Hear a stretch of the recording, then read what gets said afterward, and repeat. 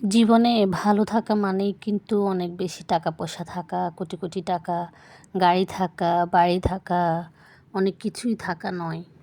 হ্যাঁ, আমাদের চলার জন্য টাকা পয়সার দরকার আছে, তাই বলে একেবারে অনেক বেশি থাকতে হবে, হিউজ পরিমাণ থাকতে হবে তা কিন্তু নয়। অনেক বেশি টাকা কিন্তু সুখ এনে দেয় না, বরং যারা অনেক বেশি চাহিদা, অনেক বেশি চায় যে আমার এইটা দরকার, ওইটা দরকার, এটা দরকার, আমার এটা চাই, হ্যাঁ, এরকম করে যারা ভাবে তারা কিন্তু সুখী হইতে পারে না। এবং কারো কাছে অতিরিক্ত নির্ভরশীল হয়ে বেঁচে থাকবেন এরকম আশাটাও করা কিন্তু বোকামি। আপনি আপনার নিজেকে যত বেশি ব্যস্ত রাখবেন, কাজে কর্মের মধ্যে ডুবে থাকবেন, নিজের মতো করে বাঁচতে পারবেন তখন আপনার মানসিক চাপ এমনিতেই কমে যাবে। আপনি যদি মনে করেন আমার কষ্ট লাগতেছে, আমি অনেক বেশি কারো কাছ থেকে কোনো কষ্ট পেয়েছেন বা খারাপ লাগাগুলো আপনি কারোর সাথে শেয়ার করলে আপনার ভালো লাগবে।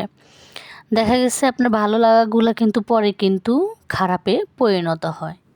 কেউ যখন আপনার দুর্বল দিক কোনটা সেটা জেনে যাবে, তখন কিন্তু আপনাকে সেই পয়েন্টেই আঘাত করবে।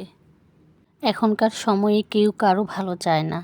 কে কার থেকে উপরে উঠবে, কে কাকে টেনে হিঁচড়ে নিচে নামাইতে পারবে, আমি একেবারে উচ্চ শিখরে উঠতে পারবো, এগুলা চিন্তা ভাবনা করে। মানুষ যখন পজিটিভ চিন্তা করবে তখন তার চিন্তাভাবনাগুলো অটোমেটিক্যালি সব কিছু পজিটিভ, সামনের দিকে এগোতেই থাকবে।